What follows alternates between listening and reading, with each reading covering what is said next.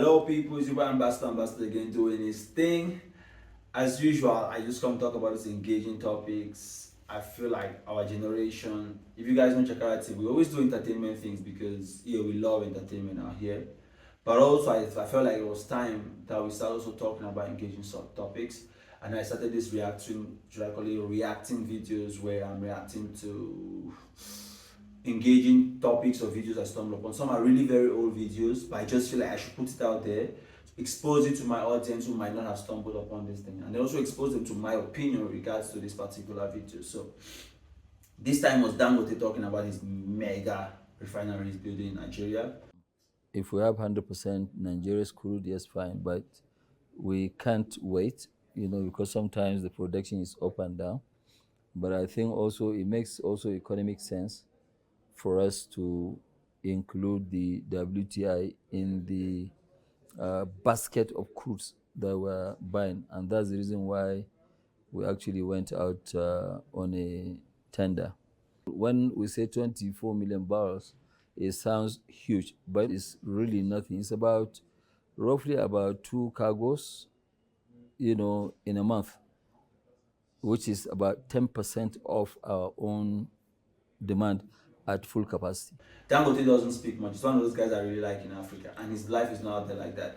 If you tell some people like his car situation, his divorce situations, most people don't know about it. That's not what I want to put out there about Dangote, because that's not my intention. But I realized like many people are surprised when I tell them, like, do you know he does this? Do you know this his situation with this and that? People don't know about him. He doesn't talk much. His life is not out there like that. But I just like this video where he's talking about, and usually very chill when he's talking about things. Not trying to be aggressive, not trying to be in your face, not trying to prove a point that he's the richest black man out there. I said richest black man, not richest African. He's richer than all of the American rich people you think are rich. This guy is rich. And I think it's Davido's, he calls him his uncle, or it's his stepfather or something like that. So his godfather maybe, and he usually says he all drove his father he drove him back home from the hospital when they gave birth to him.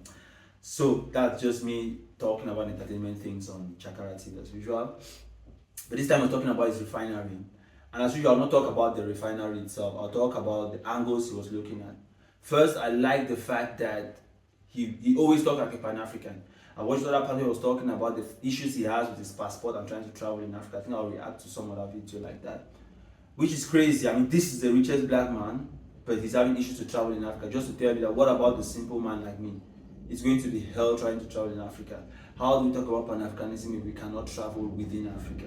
If we cannot open those borders which were not even drawn by us? But we are enforcing it so strongly. We're fighting against the system that put the borders, for some reason enforcing the borders, not knowing that those borders were also part of their strategy to enforce their agenda. But I don't want to go down that road. So Dangote talks about Pan-Africanism, and they're not focusing on just what they can get from Nigeria locally, but looking at the whole region. Also, I like the fact that I was not looking at, should I call it, out of Africa demand. He was also looking at local demand. Africa will get to a certain level of independence slash, should I call it, autonomy, if we are able to control our supply and our demand. But when we are producing things that we don't consume and we are consuming things we don't produce, that's just a confused system built to make sure that we are always handicapped. I always try to just choose some words not to go sound the wrong way. So I like this angle in regards to local demand, local supply. And then even more to that, that's just me adding it. If we need to be able to control local demand and local supply, we need to enforce connectivity. By connectivity, I mean road networks and, should I call it, communication. Communication is a little bit better now with the internet and all. People can really communicate between borders, and we have seen the way that's broken down barriers. But road network is not the best. It's improving, but it's not the best. So we can be able to produce things in Cameroon and sell in China. That was me already calling China. That's to tell you guys how our brains are already formatted as to where we want to go. But coming back to what I'm trying to say is we can produce things in Cameroon and sell in Chad, sell in South Africa, sell in Egypt. And yeah, I will call Egypt. I know some Pan-Africanists feel like the Maghreb is not so much Africa, but I think it's Africa. They're on the continent, And I always tell people, like, for me, Africa is not necessarily a color, because they are the most destructive people to Africa have been the people with this skin color. So because they were used by maybe some other people to come and be destructive. So it's not necessarily about skin color. It's about what you have at heart and what you are fighting for. As long as even a European based in Africa, or a white African, or a Maghrebian African stands for Africa, I consider them as African as any African.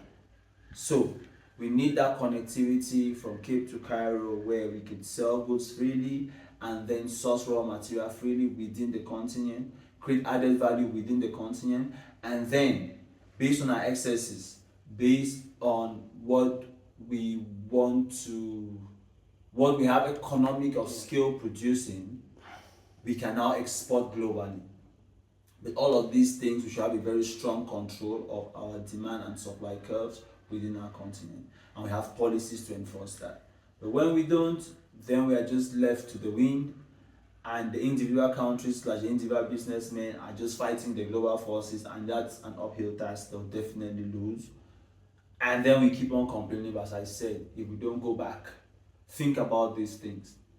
Craft / script careful agendas / narratives to make sure that we fix some of these problems. We are fighting a losing battle, and we'll always just keep on complaining, which for me is no longer fun. We complain all the time, in songs, in movies, every conference we're invited, we are complaining.